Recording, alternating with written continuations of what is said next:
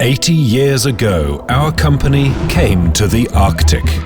Since then, huge industrial centers have developed on the Kola and Taimyr peninsulas, where non-ferrous and precious metals are mined. The Taimyr Peninsula is known as the Treasure Peninsula for two reasons: the primeval beauty of its landscapes and the incredible wealth of its subsoil. These frost-bound expanses are warmed by the industrial facilities of Greater Norilsk.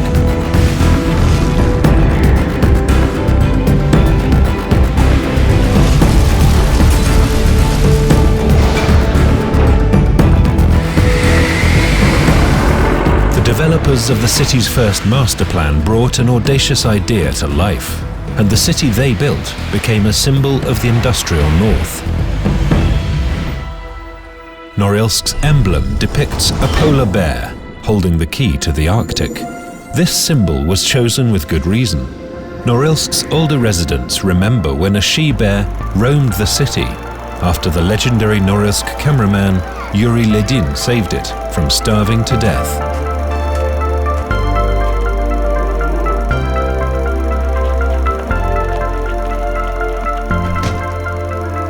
Today, our company sponsors a range of environmental programs, one of which focuses on the study of the polar bear population.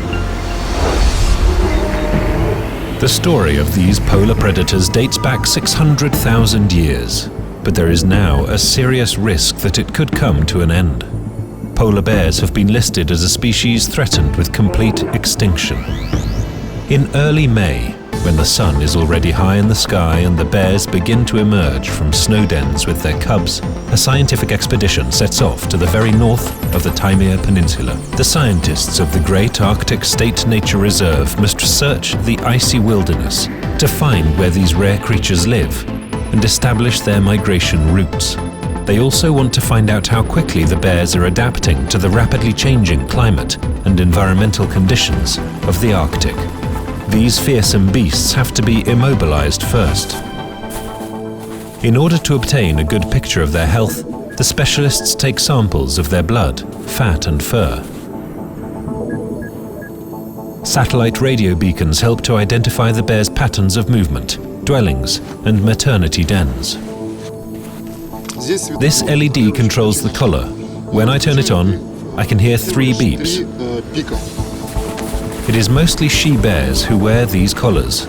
The males are able to throw them off quite easily because their necks are different from those of the she-bears.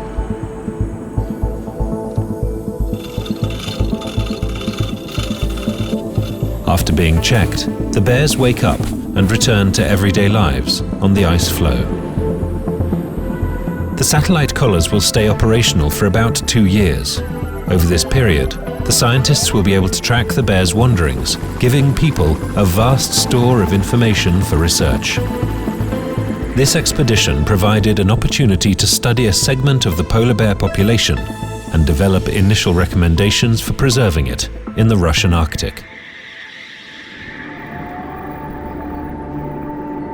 The mining and metallurgy industry leaves its mark on the landscape around the larger industrial facilities in Norilsk.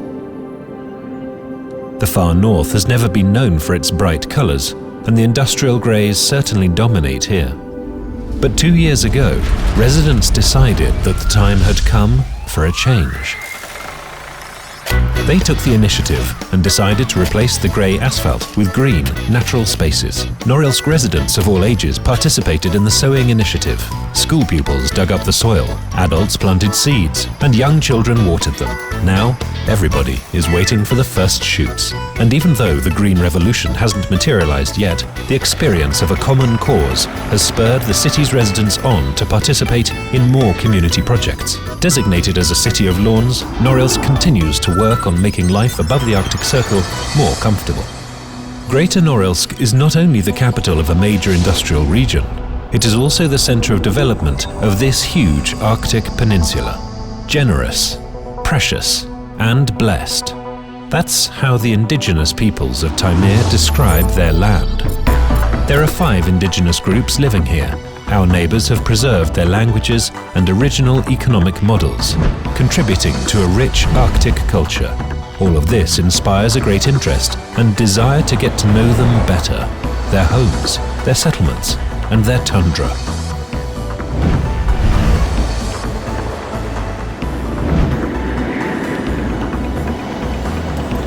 Just before the Arctic tundra's polar night sets in, representatives of these tribal communities gather in Norilsk.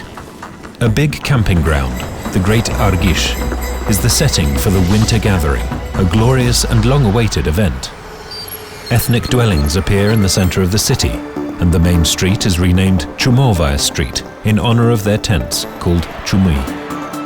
Here, the inhabitants of the tundra invite the citizens of Norilsk into their genuine rawhide tents, treat them to the dishes of their northern cuisine, participate in traditional games and sports competitions, ride on sleds pulled by reindeers and dogs, and show people their art. It's a 4-hour festival, out in the cold. Everybody old and young joins in. Winter is a wonderful time.